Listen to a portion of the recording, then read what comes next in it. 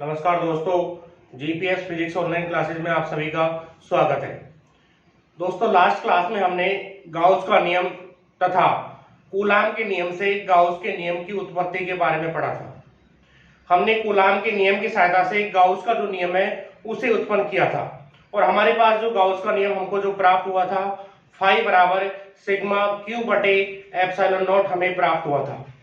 आज हम यहाँ पर गाउस के नियम के जो अनुप्रयोग हैं उनके बारे में पढ़ेंगे। यानी आज हमको यहाँ पर गाउस के नियम के जो अनुप्रयोग होते हैं उनके बारे में पढ़ना है। तो आज की अपनी हेडिंग हो जाएगी, अपने पास कोई चालक है और उस चालक गोले के कारण हमको विद्युत क्षेत्र की जो तीव्रता है उसका मान ज्ञात करना है। छात्रों, जब हम गाउस के नियम की सहायता से जब इसके अनुप्रयोग करते हैं तो यहाँ पर हमको गाउस के नियम से जो प्राप्त होता है वो विद्युत फ्लक्स प्राप्त होता है। वो जो विद्युत फ्लक्स है उस विद्युत फ्लक्स के आधार पर हमको चालक गोले के कारण विद्युत क्षेत्र का मान ज्ञात करना है। तो यहाँ पर हमको दो समीकरणों की तुलना करनी होती है। यानी पहले आपको ये समझना है कि गाउस के नियम की सहायता से किस प्रकार से हम विद्युत क्षेत्र ज्ञात करते हैं। तो सबसे पहले मैं आपको ये समझाऊंगा कि गाउस का जब नियम आप लगाओगे तो गाउस के नियम के द्वारा आप किस प्रकार से विद्युत क्षेत्र का मान ज्ञात कर पाओगे। सबसे पहले हमने पढ़ा है विद्युत फ्लक्स। अगर हम विद्युत फ्लक्स की परिभाषा देखें मित्रों, विद्युत फ्लक्स,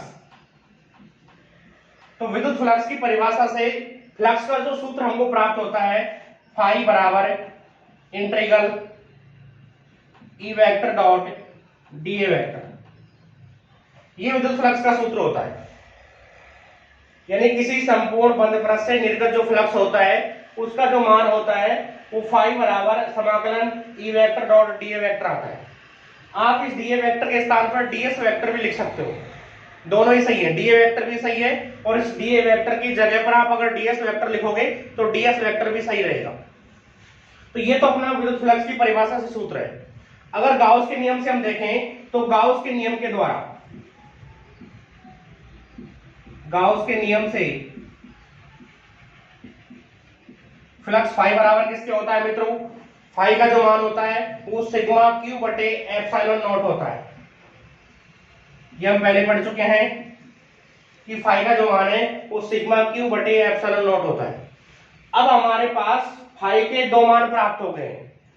यानी फाई का एक मान तो समाकलन E vector dot D vector है और फाई का एक जो वैल्यू है वो सिग्मा क्यू बटे एप्सिलॉन नॉट है। अब आप इन दोनों की जब तुलना कर दोगे, यानी हम इन दोनों की अगर तुलना कर देते हैं तो यहां पर integral E vector dot D A vector, इसका जो मान आता है वो समीशन क्यू बटे एप्सिलॉन नॉट आ जाता है। यानी जब भी आप गाउस के नियम के द्वारा किसी चालक गोले के कारण या फिर किसी चालक सतह के कारण विद्युत क्षेत्र का मान आप अगर ज्ञात करोगे तो आप इस प्रकार से दो सूत्रों की या दो समीकरणों की क्या करोगे दोस्तों? तुलना करोगे। तो आपको ये याद रखना है यहाँ पर कि गाउस के नियम के जो अनुप्रयोग हैं उन सभी अनुप्रयोगों में पहले आप विद्युत फ्लक्स की परिभाषा से फ्लक्स का मान ज्ञात करोगे, उसके बाद में आप गाउस का नियम लगाओगे और उन दोनों समीकरणों की आपको क्या करनी है मित्रों? तुलना करनी है। और तुलना करने के पश्चात आपको यहाँ से विद्युत क्षेत्र ई का जो मान होगा वो आपको प्राप्त हो जाएगा। तो ये अपना यहाँ पर कॉमन प्रोसीजर है। गाउस के नियम के जो अनुप्रयोग है उसके अंदर अपना जो सामान्य प्रोसीजर है वो क्या होगा? पहले विद्युत फ्लक्स की परिभाषा से आप समीकरण उत्पन्न करोगे, फिर आप गाउस के नियम की सहायता से फाई का मान रखोगे और इन दोनों के मान रखने के बाद में आपको इन दोनों समीकरणों की क्या करनी है? तुलना करनी है और तुलना करके आप यहां से ई की वैल्यू ज्ञात कर सकते हो। ठीक है, तो हमारी आज की हेडिंग है, इसको नोट नहीं करना है।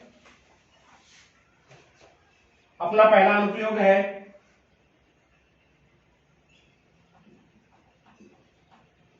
चालक गोले के कारण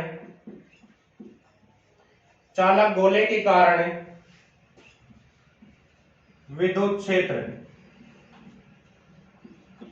यानी आपको चालक गोले के कारण विद्युत क्षेत्र का जो मान है वो आपको क्या करना है? ज्ञात करना है।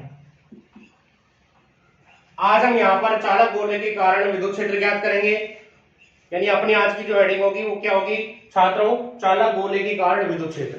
और ये किसका अनुप्रयोग है? ये गाउस के नियम का अनुप्रयोग है। यानी आज हमको चालक गोले के कारण जो विद्युत क्षेत्र होता है उसका मान ज्ञात करना है। चालक गोला के कारण विद्युत क्षेत्र पेपर में पूछे, या फिर गोलीय कोष के कारण, गोलीय कोष के कारण पेपर के अंदर इसका अनुप्रयोग यदि पूछा जाता है तो आपको यही करके आना है। यानी चालक गोला और गोलीय कोष दोनों के कारण अगर क्वेश्चन पेपर के अंदर आता है तो आपको यही टॉपिक करके आना है। ठीक है, तो इसको अब चालक गोले की जगह पर अगर एक गोलीय कोष देता है तो गोलीय कोष के कारण भी विद्युत क्षेत्र आप इसी प्रकार से सेम प्रोसीजर से ज्ञात करोगे। अब आपको यहां पर यह समझना है कि चालक गोले के कारण हम विद्युत क्षेत्र किस प्रकार से ज्ञात करेंगे। गाउस के नियम के अनुप्रयोग का जो सामान्य प्रोसीजर है वो मैं आपको पहले बता ही चुका हूं कि सबसे पहले आप विद्युत फ्लक्स की परिभाषा से फाई का मान ज्ञात करोगे, उसके बाद में आपको गाउस का नियम लगा करके फाई का मान ज्ञात करना है और दोनों समीकरणों की क्या करनी है मित्रों, तुलना करनी है, और तुलना करके आप गाउस के नियम का कोई सा भी जो अनुप्रयोग होगा उसे सोल्व कर सकते हो। तो चालक गोले के कारण विद्युत क्षेत्र के लिए हम क्या करते हैं, एक आर त्रिज्या का चालक गोला लेते हैं। आपको बिल्कुल ध्यान से समझना है, गाउस के नियम के जो अनुप्रयोग है यहां से एक क्वेश्चन आने की संभावना रहती है। ठीक है, ये अपने पास एक आर त्रिज्या का, कैपिटल आर त्रिज्या का ये चालक गोला है। इसकी जो रेडियस है वो कितनी है मित्रों, कैपिटल आर है। ये इसका केंद्र है ओ। अब इस चालक गोले को हमको क्या करना है, आवेशित करना है। अब आपको ये बात ध्यान रखनी है कि जब भी किसी चालक गोले के ऊपर हम आवेश देते हैं, यानी जब भी हम किसी चालक गोले को आवेश देते हैं तो पूरा का पूरा जो आवेश होता है वो उसकी सतह पर एक समान रूप से फैल जाता है। यानी जब भी आप किसी चालक को आवेशित करोगे तो पूरा का पूरा जो आवेश होगा वो उसकी जो सरफेस है, उसकी जो सतह है, उस सतह पर समान रूप से क्या हो जाएगा छात्रों, फैल जाएगा। अगर आप इस चालक गोले को प्लस क्यू आवेश दे रहे हो तो पूरा का पूरा प्लस क्यू आवेश इसकी सतह पर समान रूप से वितरित हो जाता है। यानी इस चालक गोले को आपने प्लस क्यू आवेश दिया तो इसको दिया गया जो पूरा का पूरा आवेश है वो इस चालक गोले की सतह पर समान रूप से फैलेगा। यानी चालक गोले के अंदर आवेश का जो मान होता है मित्रों वो शून्य होता है।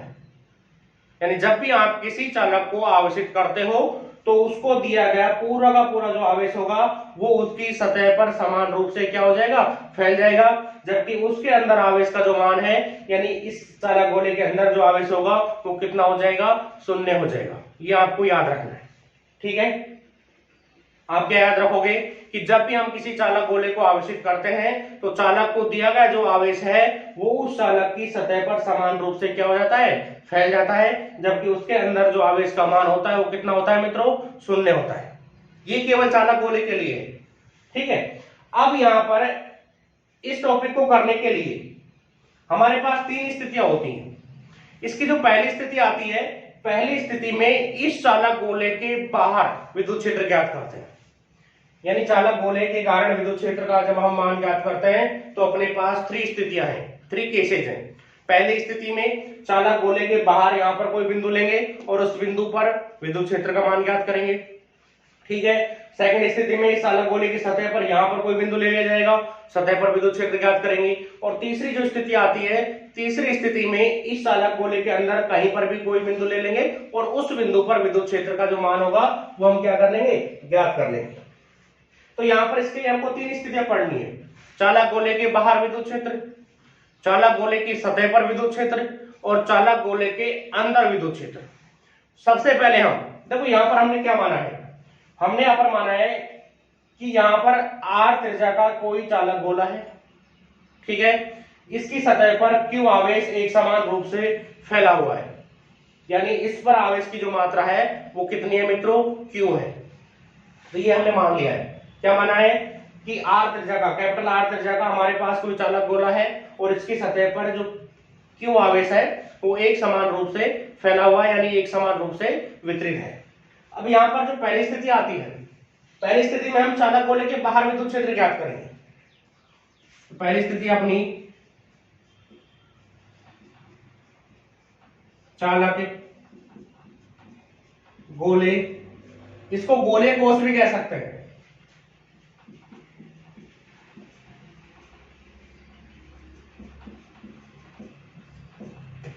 गोलीय कोष के लिए भी सेम प्रोसीजर रहता है कि बाहर विद्युत क्षेत्र, यानी सबसे पहले हमको चालक गोले के बाहर विद्युत क्षेत्र ज्ञात करना है। तो चालक गोले के बाहर विद्युत क्षेत्र ज्ञात करने के लिए हम क्या करते हैं,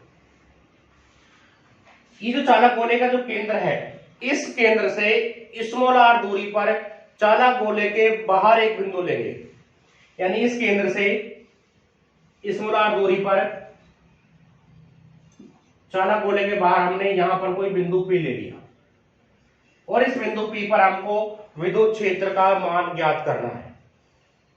पहली स्थिति में चालक गोले के बाहर विद्युत क्षेत्र ज्ञात कर रहे हैं, तो चालक गोले के बाहर विद्युत क्षेत्र ज्ञात करने के लिए मित्रों हम क्या करते हैं, आपको बिल्कुल ध्यान से समझना है, किसी प्रकार की कोई समस्या नहीं आएगी। इस केंद्र से स्मॉल r दूरी पर, कितनी दूरी पर मित्रों, स्मॉल r दूरी पर इस चालक गोले के बाहर यहां पर हमने एक बिंदु P ले लिया यहां से, और इस बिंदु P की जो दूरी है वो कितनी है मित्रों, r है, ये दूरी r हो गई। जब भी हमने गाउस का नियम पहले पढ़ा है, यहां पर हमको बिंदु P पर विद्युत क्षेत्र का मान ज्ञात करना है, और बिंदु P पर विद्युत क्षेत्र का मान ज्ञात जब हम करेंगे तो कौन से नियम से करेंगे, गाउस के नियम से। और आप जानते हो कि गाउस का नियम कब लगता है मित्रों, जब कोई बंद पृष्ठ होता है, यानी जब हमारे पास कोई बंद पृष्ठ अगर है तो बंद पृष्ठ होने पर या फिर गाउसीय पृष्ठ होने पर ही हम गाउस का नियम लगा सकते हैं। यानी गाउस का जो नियम होता है वो केवल और केवल बंद पृष्ठ पर ही लागू होता है। तो यहां पर हम क्या करेंगे, अगर गाउस के नियम से विद्युत क्षेत्र ज्ञात कर रहे हैं तो हमको यहां पर एक बंद काल्पनिक पृष्ठ की क्या करनी पड़ेगी, कल्पना करनी पड़ेगी, जिसको हम क्या कहते हैं मित्रों, गाउसीय पृष्ठ भी कहते हैं। अब ये जो गाउसीय पृष्ठ होता है आप किसी भी आकृति का ले सकते हैं, यानी यहां पर आप गाउसीय पृष्ठ की जो कल्पना करोगे वो कैसा भी गाउसीय पृष्ठ आप ले सकते हो, लेकिन फिर भी हमारे पास हम चालक गोले के लिए, यानी हम गोले के लिए विद्युत क्षेत्र ज्ञात कर रहे हैं, इसलिए हमको क्या करना है, गाउसीय पृष्ठ भी जैसा हम टॉपिक ले रहे हैं उस टॉपिक के अकॉर्डिंग हमको गाउसीय पृष्ठ लेना है। यानी हम जो यहाँ पर गाउसीय पृष्ठ की जो कल्पना करेंगे वो गाउसीय पृष्ठ हम गोलाकार लेंगे। तो इसके लिए हम क्या करते हैं, एक गोलाकार गाउसीय पृष्ठ की कल्पना कर लेते हैं। तो यहाँ पर हम यहां से यहां तक P तक की जो दूरी है मित्रों कितनी है, स्मॉल r है, तो इसलिए यहाँ पर हम क्या करेंगे, एक स्मॉल r त्रिज्या का गोलाकार गाउसीय पृष्ठ ले लेंगे। यानी यहाँ पर हमको एक स्मॉल r त्रिज्या का गोलाकार गाउसीय पृष्ठ लेना है। तो इसलिए हमने क्या किया है, ये एक स्मॉल r त्रिज्या का गोलाकार गाउसीय पृष्ठ ले लिया। ये हमारे पास कैपिटल R त्रिज्या का कोई गोला है और इसके लिए विद्युत क्षेत्र ज्ञात करने के लिए मित्रों हम क्या करेंगे, एक स्मॉल r त्रिज्या का एक गोलाकार गाउसीय पृष्ठ ले लेंगे। तो ये हमने रेड मार्कर के द्वारा जो भी ये गोलाकार पृष्ठ लिया है, ये कैसा पृष्ठ होगा मित्रों, ये गाउसीय पृष्ठ होगा। तो ये अपना हो जाएगा गाउसीय पृष्ठ।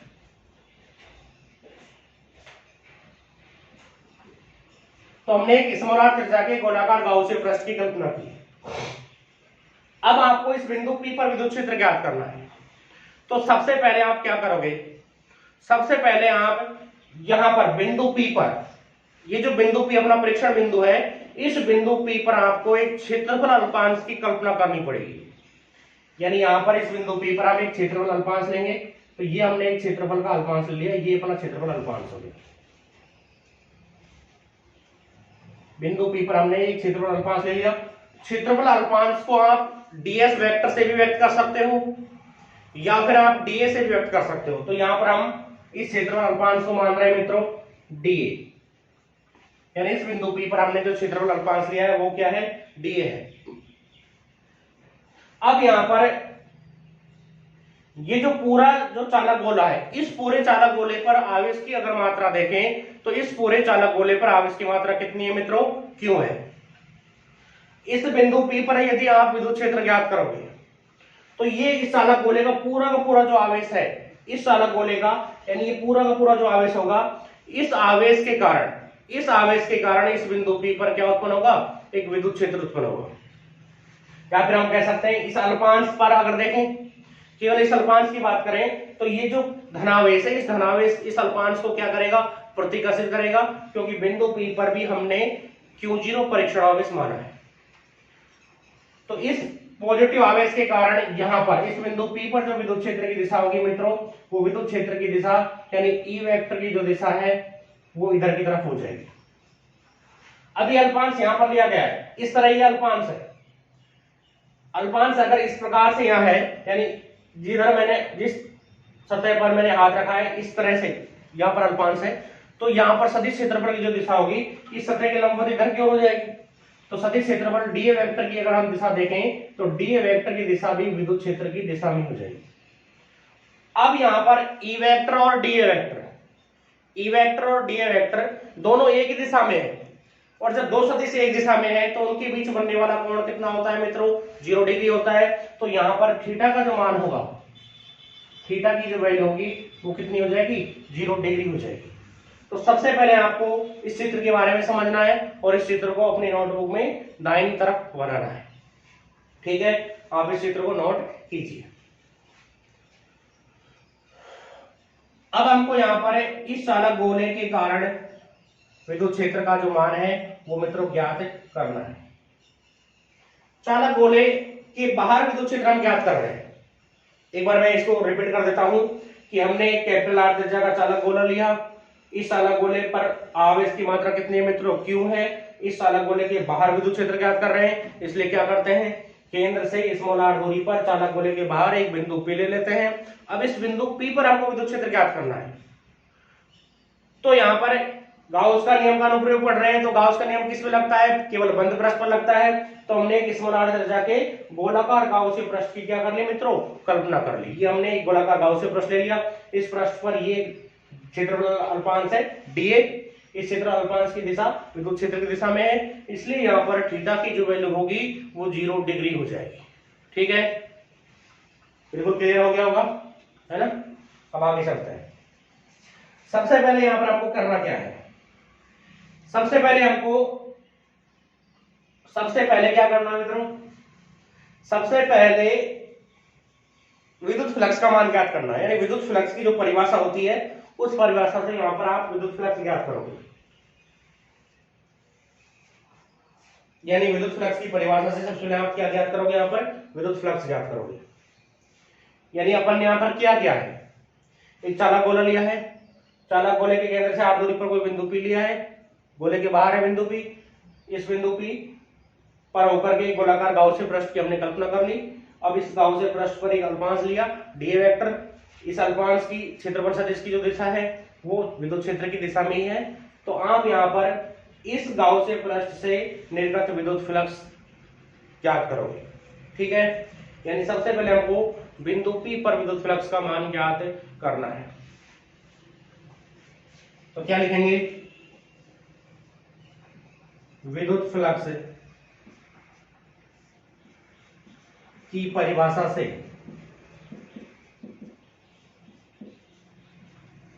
फाई बराबर क्या होता है मित्रों, फाई बराबर होता है इंटीग्रल ई वेक्टर डॉट डीए वेक्टर।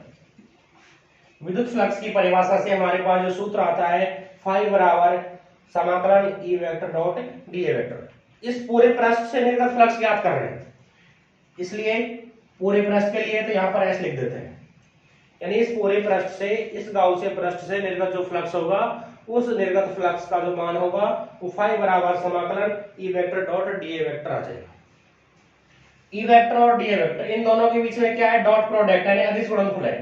तो आप इस अदिश गुणनफल को यहाँ पर सोल्व करोगे। जब दो सदिशों के बीच में डॉट प्रोडक्ट करते हैं तो क्या आता है, cos थीटा आता है। तो फाई बराबर इंटीग्रल, ये एस हो गया, ये क्या हो जाएगा मित्रों, ई डीए cos थीटा, ये अपना ई डीए cos थीटा। अब ये आपको ई डीए cos थीटा प्राप्त हो चुका है। ई और डीए के बीच का जो कोण है, चित्र से हम देखेंगे कि ई और डीए के बीच का जो कोण है वो थीटा बराबर कितना है मित्रों, 0 डिग्री है। थीटा बराबर कितना है यहाँ पर, 0 डिग्री है। 0 क्यों है, क्योंकि क्षेत्रफल सदिश की जो दिशा है, ये क्षेत्रफल हो गया, इसकी दिशा इधर की ओर है और इधर ही अपना क्या है, विद्युत क्षेत्र है। तो थीटा का मान 0 डिग्री हो गया। तो 0 डिग्री यहाँ पर रख दो। cos 0 का मान कितना हो जाएगा मित्रों, cos 0 का मान कितना होता है, 1 होता है। तो फाई बराबर integral S E D cos 0 degree. cos 0 का मान 1 होता है, तो यहां से e डी आ जाएगा। e कैसा है यहाँ पर नियत, देखो e नियत क्यों है वो आपको समझना है। यहां पर ये आप याद करोगे, ठीक है, o से इस बिंदु P तक की दूरी r है। e का सूत्र क्या होता है, k क्यू बटे आर स्क्वायर होता है। किसी बिंदु आवेश से r दूरी पर विद्युत क्षेत्र E बराबर k क्यू बटे आर स्क्वायर है। इस क्यू आवेश के कारण आप याद कर रहे हो, तो k क्यू इस बिंदु पर भी r दूरी होगी, यहाँ पर लोगे तो बिंदु यहाँ भी r दूरी होगी, यहाँ लोगे तो यहाँ भी r दूरी होगी, यहाँ लोगे तो यहाँ भी r दूरी होगी। यानी इस गाउसियन पृष्ठ के प्रत्येक बिंदु की केंद्र से दूरी r रहेगी। दूरी जब समान है तो विद्युत क्षेत्र कैसा रहेगा, समान रहेगा। यानी विद्युत क्षेत्र का जो परिमाण आएगा वो प्रत्येक बिंदु पर बराबर आएगा। तो यहाँ पर E क्या है, विद्युत क्षेत्र का, विद्युत क्षेत्र की तीव्रता का परिमाण है, तो E कैसा रहेगा मित्रों, नियत रहेगा। तो E को आप इस समाकलन से बाहर ले लो, तो फाई बराबर E नियत है इसलिए E को आपने बाहर लिया। E कैसा यहाँ पर नियत है यानी कांस्टेंट है, इसलिए E को आपने समाकलन से बाहर ले लिया। इंटीग्रल dA बचेगा, cos 0 का मान क्या होता है, 1 होता है, इसलिए E समाकलन dA बच गया। साइड में लिख देंगे E बराबर किसके है, नियत के। E नियत है इसलिए हमने E को यहां से बाहर ले लिया है। लिख देना थीटा बराबर कितना है मित्रों, 0 डिग्री है। तो E को आपने बाहर लिया समाकलन से। अब आपको इस dA का समाकलन करना है। देखो dA का समाकलन क्या होता है, dA का अगर समाकलन करें तो क्या आता है मित्रों, A आता है। आपने समाकलन 11th क्लास में पढ़े होंगे। dx का अगर समाकलन करें, इंटीग्रल dx बराबर क्या होता है, x प्लस c होता है। और c यहाँ पर क्या होता है, c यहाँ पर क्या है, समाकलन नियतांक है, ठीक है, ये c कांस्टेंट होता है। अब यहाँ पर अगर dA का समाकलन देखें तो dA का समाकलन क्या हो जाएगा मित्रों, a हो जाएगा। और a क्या है, इस गाउसियन पृष्ठ का क्षेत्रफल है। a यहाँ पर इस पूरे गाउसियन पृष्ठ का क्षेत्रफल है। और गाउसियन पृष्ठ की आकृति कैसी है बच्चों, यहाँ पर गाउसियन पृष्ठ की जो आकृति है वो कैसी है, गोलाकार है। यानी ये गोलाकार गाउसियन पृष्ठ है। ये हमारे पास एक स्मॉल r त्रिज्या का एक गोलाकारी गाउसियन पृष्ठ है। और गोले के क्षेत्रफल का अगर सूत्र देखें, यानी गोले के पृष्ठीय क्षेत्रफल का अगर सूत्र देखें, तो गोले के पृष्ठीय क्षेत्रफल का सूत्र क्या आता है, 4 पाई r स्क्वायर आता है। ये एक स्मॉल r त्रिज्या का गोला है, तो गोले का संपूर्ण पृष्ठीय जो क्षेत्रफल होगा वो कितना होगा मित्रों, 4 पाई r स्क्वायर होगा। तो यहाँ पर dA का जो समाकलन होगा, dA का जो समाकलन हम लेंगे तो dA का समाकलन 4 पाई r स्क्वायर आ जाएगा। आपको याद रखना है कि गोले के लिए dA का जो समाकलन होता है वो कितना होता है मित्रों, 4 पाई r स्क्वायर होता है। अब समाकलन का मतलब क्या है, ये आपको थोड़ा समझना है। यहां पर अपन एक dl5 लिया, ये इस अल्पांश का क्षेत्रफल है। आगे एक dl5 लेंगे, फिर लेंगे, फिर लेंगे, यानी इसी प्रकार इस गाउसियन पृष्ठ पर dA क्षेत्रफल के अनेकों अल्पांश हो जाएंगे, यानी बहुत सारे अल्पांश हो जाएंगे। उन सभी अल्पांशों के क्षेत्रफल को आप जोड़ दो। उन सभी अल्पांशों के क्षेत्रफल को जब आप जोड़ोगे तो समाकलन ऑफ dA का मान आ जाएगा। यानी यहाँ पर इंटीग्रल ऑफ dA का जो मान होगा वो ऐसे जितने भी यहाँ पर इस गाउसियन पृष्ठ के ऊपर जितने भी अल्पांश हैं उन सभी अल्पांशों के क्षेत्रफल का क्या होगा मित्रों, योग होगा।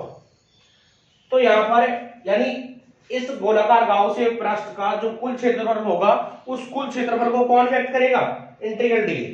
यानी समाकलन जो d होगा वो गाउसियन पृष्ठ के क्षेत्रफल को यहाँ पर क्या करेगा, व्यक्त करेगा। और इस गोलाकार गाउसियन पृष्ठ का जो क्षेत्रफल होता है, गोलाकार गाउसियन पृष्ठ का जो क्षेत्रफल होगा वो कितना हो जाएगा मित्रों, 4 पाई r स्क्वायर हो जाएगा।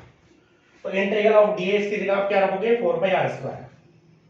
तो फाई बराबर E आ गया, इसकी जगह क्या आ जाएगा मित्रों, 4 पाई r स्क्वायर। ये गोलाकार गाउसियन पृष्ठ का कुल क्षेत्रफल है। 4 पाई r स्क्वायर क्या होता है, गोलाकार गाउसियन पृष्ठ का कुल क्षेत्रफल है, इसलिए हमने समाकलन ऑफ dA की जगह पर 4 पाई r स्क्वायर रखा है। साइड में लिख देना इंटीग्रल ऑफ dA बराबर है 4 पाई r स्क्वायर। और यह क्या है, गोले का संपूर्ण पृष्ठीय क्षेत्रफल। गोले का संपूर्ण पृष्ठीय क्षेत्रफल। गोले के संपूर्ण पृष्ठीय क्षेत्रफल का सूत्र क्या होता है, 4 पाई r स्क्वायर होता है। तो समाकलन ऑफ dA की जगह हमने इंटीग्रल ऑफ dA के स्थान पर क्या रख दिया, 4 पाई r स्क्वायर रख दिया। ये अपने पास आ जाएगी समीकरण 1। तो फाई का जो मान है, विद्युत फ्लक्स का जो मान है, वो हमने ये विद्युत फ्लक्स की परिभाषा से ज्ञात किया है।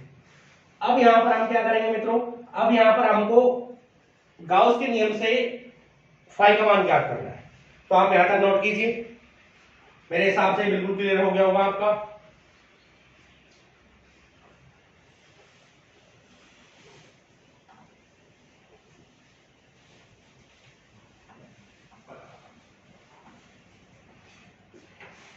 अब आगे क्या करेंगे, गाउस के नियम से इस गाउसीय पृष्ठ से निर्गत फ्लक्स ज्ञात करेंगे।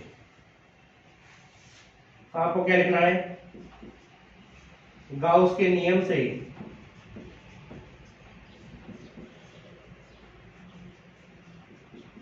गाउसीय पृष्ठ से निर्गत फ्लक्स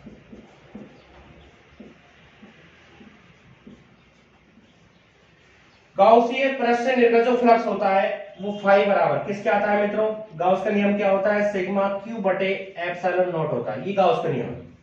तो इस गाउसीय पृष्ठ से अगर निर्गत फ्लक्स हमको ज्ञात करना है तो इससे निर्गत फ्लक्स का जो मान होगा वो फाई बराबर सिग्मा क्यू बटे एप्सिलॉन नॉट आ जाएगा। ये अपना कौन सा नियम है, ये गाउस का नियम है, ये हम पहले पढ़ चुके हैं। अब यहाँ पर ये जो पूरा का पूरा जो गाउसीय पृष्ठ है, इस गाउसीय पृष्ठ के अंदर आवेश की अगर मात्रा देखें तो आवेश कितना है, सिग्मा क्यू का मान कितना है मित्रों, क्यू है। तो आप सिग्मा क्यू की जगह पर क्यू रख दोगे, यानी इस पूरे गाउसीय पृष्ठ के अंदर ये चालक गोला रखा हुआ है और इस चालक गोले के ऊपर जो कुल आवेश है वो कितना है, क्यू है। तो सिग्मा क्यू की जगह आप क्या रखोगे, क्यू रख दोगे। तो फाई बराबर सिग्मा क्यू की जगह आप क्या रखोगे, क्यू रखोगे। तो ये क्यू रख दिया आपने, क्यू बटे एप्सिलॉन नॉट हो गया। और ये कौन सी आ गई, समीकरण 2 आ गई। यहां पर हमने किसका मान रखा है, समीशन क्यू बराबर ये क्यू के। समीकरण 1 से भी हमने फाई का मान ज्ञात किया था और समीकरण 2 से भी हमने फाई का मान ज्ञात किया है। अब आप इन दोनों समीकरणों की क्या करोगे, तुलना। यानी अब आपको इन दोनों समीकरणों की क्या करनी है मित्रों, तुलना करनी है। तो समीकरण 1 और 2 की क्या कर दो, तुलना। समीकरण 1 व समीकरण 2 की तुलना करने पर तो आपने यहां पर समीकरण 1 और समीकरण 2 की क्या कर दी, तुलना कर दी। समीकरण 1 का एलएचएस फाई है, समीकरण 2 का भी एलएचएस फाई है। फाई का मान समीकरण 1 से किसके बराबर है, इंटीग्रल ई वेक्टर डॉट डी वेक्टर। तो समीकरण 1 का आरएचएस आ जाएगा इंटीग्रल तो खत्म हो गया था, e into 4 pi r square बराबर हो जाएगा क्यू बटे एप्सिलॉन नॉट की। जब हमने समीकरण 1 और 2 की तुलना की तो यहां पर e into 4 pi r square बराबर क्यू बटे एप्सिलॉन नॉट हो गया। आपको मान किसका ज्ञात करना है, e का ज्ञात करना है। तो इस 4 पाई आर स्क्वायर को आप यहां पर नीचे ले जाओगे, ठीक है। आपको केवल e का मान ज्ञात करना है, तो e को आप यहां रखोगे, ये पूरा 4 पाई आर स्क्वायर यहां चला जाएगा नीचे। तो e बराबर क्यू बटे 4 pi r square epsilon not, ऐसा आप लिख सकते हो। इस एप्सिलॉन नॉट को इस 4 पाई के साथ लिख दो। ये यहां पर अपने पास जो एप्सिलॉन नॉट है इसे आप इस 4 पाई के साथ लिख दो। जैसे आप इसे 4 पाई के साथ लिखोगे तो यहां पर 1/4 पाई एप्सिलॉन नॉट आ जाएगा। और 1/4 पाई एप्सिलॉन नॉट का मान किसके बराबर होता है, k के बराबर होता है। यानी इसे आप लिख सकते हो E बराबर 1/4 पाई एप्सिलॉन नॉट, ऊपर क्यू बचेगा और यह बटे में आर स्क्वायर बच जाएगा। ये मान आपके पास बचेगा। ये मान 1/4 पाई एप्सिलॉन नॉट का जो मान है ये किसके बराबर होता है छात्रों, ये मान k के बराबर है। ये किसका मान है, k का है। तो इसकी जगह आप k रख सकते हो अगर रखना चाहते हो। तो आगे क्या आ जाएगा, E बराबर 1/4 पाई एप्सिलॉन नॉट की जगह आपने k रखा, ये क्या हो गया, क्या बच गया, q बटे आर स्क्वायर। तो ये k के साथ q आ गया और बटे में आर स्क्वायर आ गया। तो इस तरह आप विद्युत क्षेत्र का जो मान है वो चालक गोले के बाहर ज्ञात कर सकते हो। ये हमने विद्युत क्षेत्र चालक गोले के कहां ज्ञात किया है, बाहर ज्ञात किया है। तो इसलिए आप इसके सापेक्ष में बाहर लिख देना, यानी चालक गोले के बाहर जो विद्युत क्षेत्र है, बाहर विद्युत क्षेत्र का जो मान है ई आउट या ई बाहर कितना होता है, के क्यू बटे आर स्क्वायर होता है। तो ये हमने इस चालक गोले के बाहर विद्युत क्षेत्र ज्ञात कर लिया है। ये अपनी पहली स्थिति है। अब इसके बाद में हम क्या करेंगे, इस चालक गोले की सतह पर विद्युत क्षेत्र ज्ञात करें। यानी ये जो अपना चालक गोला है, इस चालक गोले की सतह पर हमको विद्युत क्षेत्र का जो मान होगा वो क्या करना है मित्रों, ज्ञात करना है। तो आप इसे नोट कीजिए।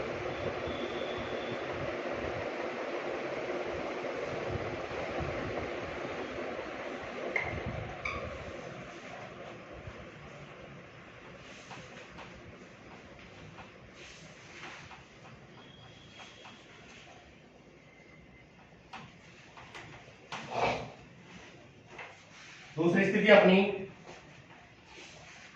चालक गोले की, ये अपनी स्थिति सेकंड हो जाएगी। चालक गोले की सतह पर विद्युत क्षेत्र, यानी अब आपको चालक गोले की सतह पर विद्युत क्षेत्र का मान ज्ञात करना है। सतह का मतलब क्या है, ये चालक गोले की सतह है। अब इस सतह पर आप कोई बिंदु पी लोगे, यानी इस सतह पर आपने यहां पर आप कोई बिंदु पी ले लिया। इस बिंदु P की केंद्र से जो दूरी होगी, यानी ये जो बिंदु P है, इस बिंदु P की केंद्र से दूरी हम क्या मानते हैं, R मानते हैं, स्मॉल r मानते हैं। तो यहां पर R का जो मान होगा वो बराबर हो जाएगा कैपिटल R के। जबकि पहली वाली स्थिति जो हमने की थी, पहली वाली स्थिति में आप यहां पर नोट कर लेना, इससे पहले की स्थिति में R का जो मान था वो कैपिटल R से कैसा था मित्रों, बड़ा था। यानी R greater than capital R था पहली स्थिति में। विद्युत क्षेत्र के आगे आप पोस्टर लगा के ये लिख लेना, R greater than capital R। अब जो सेकंड वाली स्थिति ये है, इस स्थिति में R की जो वैल्यू है वो कैपिटल R के कैसे है कि बराबर है। तो हमारे पास एक समीकरण आई थी, E बराबर, बाहर जब हमने विद्युत क्षेत्र का मान ज्ञात किया था, E बराबर KQ बटे स्मॉल r स्क्वायर। उस समीकरण के अंदर स्मॉल r की जगह अगर आप कैपिटल R यदि रख देते हो, यानी स्मॉल r के स्थान पर आप कैपिटल R अगर रख देते हो, तो सतह पर आपको विद्युत क्षेत्र का मान प्राप्त हो जाएगा। और आपको सेकंड वाली स्थिति को डायरेक्ट ही प्राप्त करना है, याद नहीं करना है। आप ये चित्र बना करके सेकंड वाली स्थिति को डायरेक्ट ही याद कर सकते हो। हम क्या लिखेंगे, हम जानते हैं कि E बाहर बराबर किसके प्राप्त हुआ था, पिछले समीकरण में KQ बटे R स्क्वायर प्राप्त हुआ था। ठीक है, सतह पर R का मान किसके बराबर होता है, कैपिटल R के बराबर होता है। सतह पर R बराबर होता है कैपिटल R के, तो E सतह, यानी सतह पर जो विद्युत क्षेत्र यदि आप ज्ञात करोगे तो इस समीकरण में R की जगह आप कैपिटल R रख दोगे तो क्या प्राप्त हो जाएगा, E सतह बराबर KQ बटे कैपिटल R स्क्वायर। यानी सतह पर विद्युत क्षेत्र का जो मान होगा वो KQ बटे कैपिटल R स्क्वायर प्राप्त हो जाएगा। और K का मान यदि आप रखना चाहो तो K बराबर किसके होता है, 1 बटे 4 पाई एप्सिलॉन नॉट, 1 बटे 4 पाई एप्सिलॉन नॉट Q बटे R स्क्वायर। ये आपको सतह पर विद्युत क्षेत्र प्राप्त हो जाएगा। तो इस तरह से आप चालक गोले की सतह पर विद्युत क्षेत्र का मान ज्ञात कर सकते हो। विद्युत क्षेत्र का मान ज्ञात करने के लिए आपको क्या करना है, आपको बाहर वाला जो सूत्र है, विद्युत क्षेत्र का बाहर का जो सूत्र है, उसमें इस स्मॉल r की जगह आप कैपिटल R रख दोगे और जैसे आप कैपिटल R रखोगे आपको ये सूत्र प्राप्त हो जाएगा। और ये कहां पर विद्युत क्षेत्र होता है छात्रों, ये चालक गोले की सतह पर विद्युत क्षेत्र होता है। ठीक है, अब आप इसे नोट कीजिए। अब अपनी जो तीसरी स्थिति आती है, तीसरी स्थिति में चालक गोले के अंदर हमको विद्युत क्षेत्र ज्ञात करना है। चालक गोले के अंदर यदि आपको विद्युत क्षेत्र ज्ञात करना है तो जो बिंदु P आप लोगे वो चालक गोले के अंदर लिया जाएगा। बिंदु P जो आपको लेना है वो चालक गोले के अंदर आपको लेना पड़ेगा। तो इस चालक गोले के अंदर यहां पर आपने कोई बिंदु P ले लिया। अब यहां पर इस केंद्र से इस बिंदु P की जो दूरी है वो स्मॉल r है। अब आप चित्र से देखिए, यहां से और यहां तक की दूरी कैपिटल R है और यहां से और यहां तक की दूरी स्मॉल r है। अब स्मॉल r का मान कैपिटल R से ज्यादा या कम है, यहां पर स्मॉल r का जो मान है वो कैपिटल R से कैसा होगा मित्रों, कम होगा। यानी R की जो वैल्यू है वो कैपिटल R से कैसे आएगी, कम आएगी। तो तीसरी स्थिति अपनी क्या हो जाएगी, थर्ड स्थिति क्या होगी, चालक गोले के अंदर विद्युत क्षेत्र, चालक गोले के अंदर विद्युत क्षेत्र। ये आपको ज्ञात करना है। तो जब आप अंदर विद्युत क्षेत्र ज्ञात करोगे तो आर का मान कैपिटल आर से कैसा होगा, लेस देन होगा यानी कम होगा, यानी यहां पर आर लेस देन हो जाएगा कैपिटल आर से। अब आपको अंदर विद्युत क्षेत्र जब ज्ञात करना है तो हम जानते हैं कि जब भी किसी चालक को आवेश देते हैं तो चालक गोले को दिया गया पूरा का पूरा जो आवेश होता है वो उसकी सतह पर समान रूप से फैल जाता है। उसके अंदर आवेश का जो मान है मित्रों वो कितना रहता है, वो शून्य रहता है। तो यहां पर Q का जो मान है, यहाँ पर सिग्मा Q का जो मान होगा वो कितना होगा, 0। यानी इस बिंदु P पर सिग्मा Q का मान कितना है, शून्य हो जाएगा। तो यहां पर आप गाउस के नियम की सहायता से जब आप यहाँ पर विद्युत क्षेत्र का मान ज्ञात करोगे तो कितना प्राप्त होगा, शून्य ही प्राप्त हो जाएगा, क्योंकि Q का मान 0 है। तो Q का मान 0 है तो विद्युत क्षेत्र में कितना प्राप्त होगा, शून्य प्राप्त होगा। Q बराबर 0 है तो आप क्या लिख सकते हो, विद्युत फ्लक्स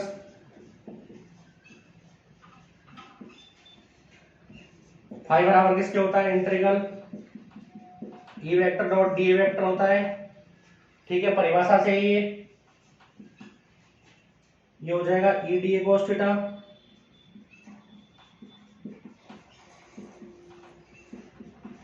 ये अपनी इक्वेशन फर्स्ट आ गई। ठीक है, थीटा का मान यदि आप 0 भी रखते हो तो ई डी आ जाएगा। इसकी जब आप गाउस के नियम वाली समीकरण से तुलना करोगे, गाउस के नियम वाले समीकरण से आप इसकी तुलना करोगे तो तुलना करने पर सिग्मा क्यू का मान क्या रखोगे मित्रों, शून्य रखोगे। तो शून्य रखते ही विद्युत क्षेत्र का जो मान होगा तो कितना प्राप्त हो जाएगा, 0 प्राप्त हो जाएगा। तो फाई बराबर इंटीग्रल ई डी, थीटा 0 रखा, ई को बाहर ले लिया,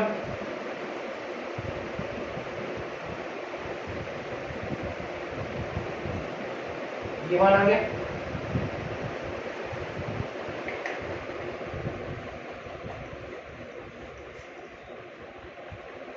शॉर्ट भी कर लो इसको, तो इसका कोई ज्यादा महत्वता है नहीं। ठीक है, ये समीकरण एक होगी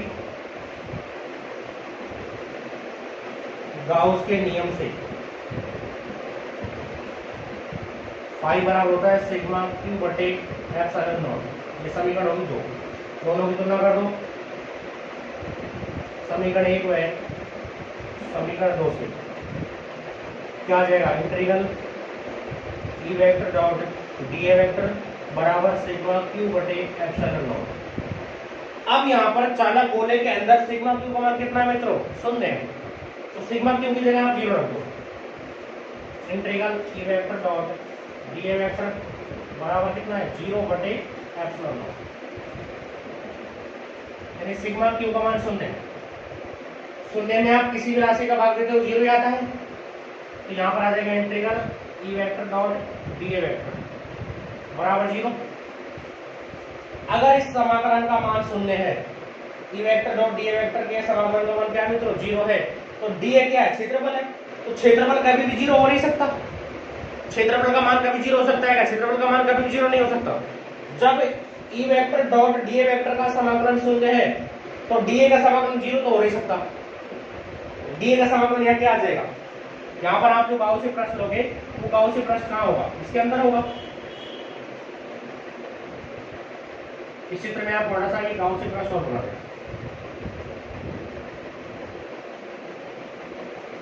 ये अपना गाउसी प्रश्न हो गया। इस गाउसी प्रश्न में आपने ये डी अल्फांश ले लिया। ठीक है, डी अल्फांश आपने ले लिया, ये बिंदु पी हो गया। अब ये जो गाउसी प्रश्न है इसका क्षेत्रफल 0 नहीं हो सकता है। जब डी ए 0 नहीं है तो क्या 0 होगा, ई 0 हो जाएगा। तो यहाँ हम लिख सकते हैं अतः ई बराबर किसके हो जाएगा, 0। यानी अंदर जो विद्युत क्षेत्र आएगा वो कितना प्राप्त हो जाएगा मित्रों, शून्य प्राप्त हो जाएगा। यानी अंदर विद्युत क्षेत्र का जो मान है वो हमको शून्य प्राप्त हो जाएगा। ठीक है, तो हमने इसकी 3 स्थितियां की। अब हमको इन तीनों स्थितियों के लिए आरेख बनाना है। इसे आप नोट कीजिए। इस चित्र को ऐसा कैसा बना देना, तीसरी स्थिति में विद्युत क्षेत्र और दूरी में आरेख हमको खींचना है।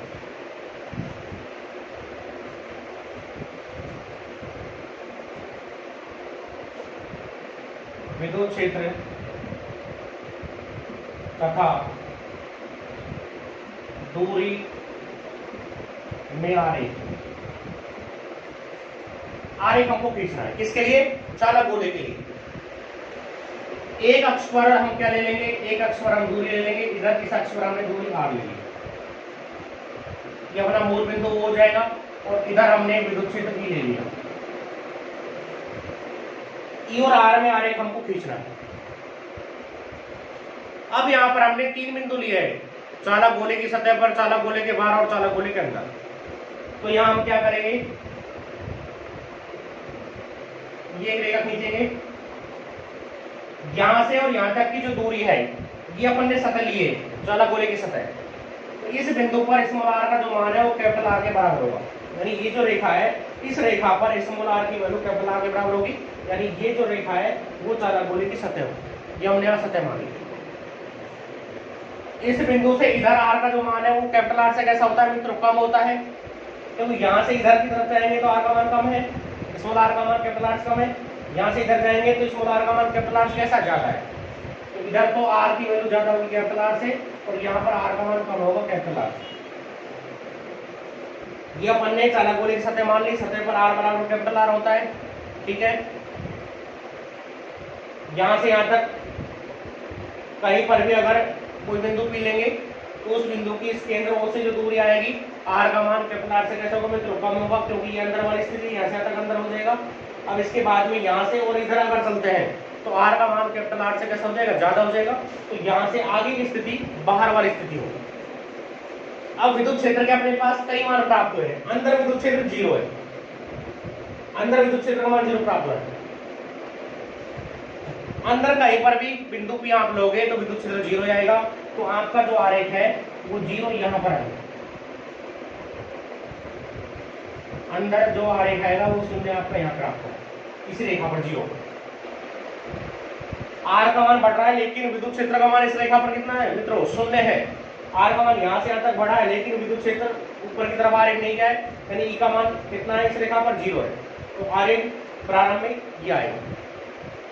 सतह पर विद्युत क्षेत्र का मान KQ बटे R स्क्वायर। सतह पर विद्युत क्षेत्र का मान कितना है? KQ बटे R स्क्वायर। तो ये सतह हो गई, यहाँ पर विद्युत क्षेत्र जो होगा ये सतह पर विद्युत क्षेत्र का मान होगा KQ बटे कैपिटल R स्क्वायर, ये सतह पर होगा। अब जैसे ही आप चालक गोले की सतह से बाहर कोई बिंदु लोगे, दूरी का मान जितना ज्यादा होगा, यानी दूरी का मान जितना ज्यादा होगा विद्युत क्षेत्र की तीव्रता उतनी घटेगी। क्योंकि देखो E बराबर किसके होता है? E बराबर है KQ बटे R स्क्वायर, ये तो है सतह पर, और E बराबर है KQ बटे स्मॉल r स्क्वायर, ये बाहर, ये सतह पर है और ये कहाँ है? बाहर है। इस r का मान इस r से कैसा मित्र? ज्यादा, यानी स्मॉल r इस r से कैसा? ज्यादा। तो ये मान तो ज्यादा होगा, r का मान बढ़ रहा है तो ये वाला मान क्या होगा? कम होगा। r का मान आप जितना ज्यादा करोगे विद्युत क्षेत्र की तीव्रता उतनी कम होती चली जाएगी। यानी यहाँ पर जो विद्युत क्षेत्र है वो r के वर्ग के कैसा है? व्युत्क्रमानुपाती, और व्युत्क्रमानुपाती वाला जो आरेख आता है वो ऊपर से नीचे की तरफ आता है, यानी वो आरेख ऊपर से नीचे की तरफ आता है। जैसे जैसे आप r का मान बढ़ाओगे, r का मान बढ़ाने पर विद्युत क्षेत्र की तीव्रता का जो मान है वो मित्रों कैसा होगा? घटता चला जाएगा। तो ये जो आरेख होगा तो यहाँ से इस प्रकार से प्राप्त हो जाएगा।